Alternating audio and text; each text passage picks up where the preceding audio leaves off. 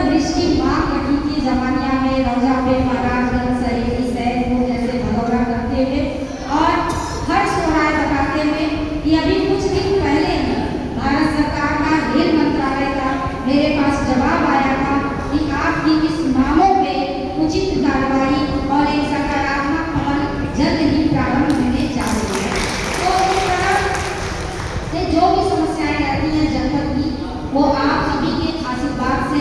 आप लोगों के मांग के अनुसार मैं उसे उचित प्लेटफॉर्म पे रखने का कार्य करूँगी। और आज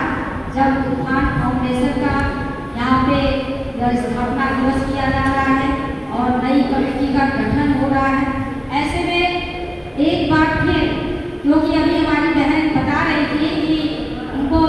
कह रही थी कि हम लोग बहुत दिन से एक दूसरे को जान रहे हैं। 14-15 साल पहले माधव सरस्वती विद्यालय में जो है कि एक सौभूज का कार्यक्रम हुआ था, उसमें हम लोग मिले थे और मिलते मिलते आज हम लोगों ने देखिए कि एक बड़ा कार्य किया कि कभी यहाँ पे जगह नहीं होती थी, कभी यहाँ पे कुछ था नहीं, दूसरे जगह जा जाके हम लोग इस वनवासी समाज के लिए कार्य करते थे। लेकिन आज जो यहाँ के कभी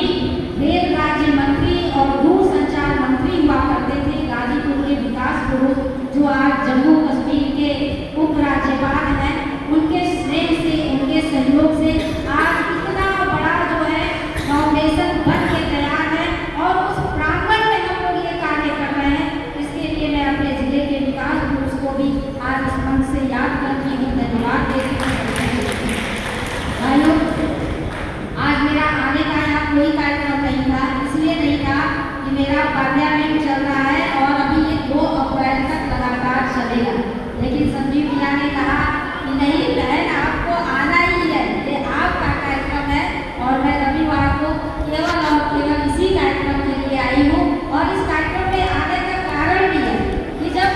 वंचित समाज के लिए कार्यक्रम होता है तो उस कार्यक्रम में आकर अपने आप को संतुष्टि मिलती है कि नहीं ऐसे कार्यक्रमों में ही हम लोग जाएंगे, तभी लगेगा कि हम अपने दायित्व का कुशलतापूर्वक निर्वहन कर रहे हैं। तो एक बार भी ज़्यादा कुछ न करते हैं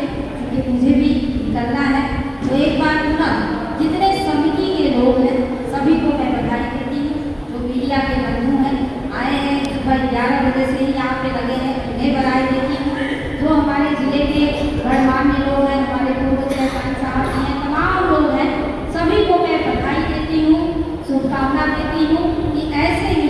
यदि हम लोग उत्थान फाउंडेशन की टीम के साथ लगे रहें तो देश के यशस्वी प्रधानमंत्री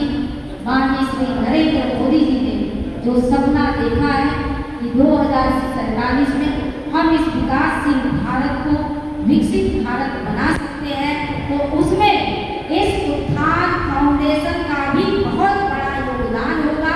इसके लिए मैं पूरी प्रशंसा करती हूँ और एक बात चाहूँगी कि जिस भारत माता के लिए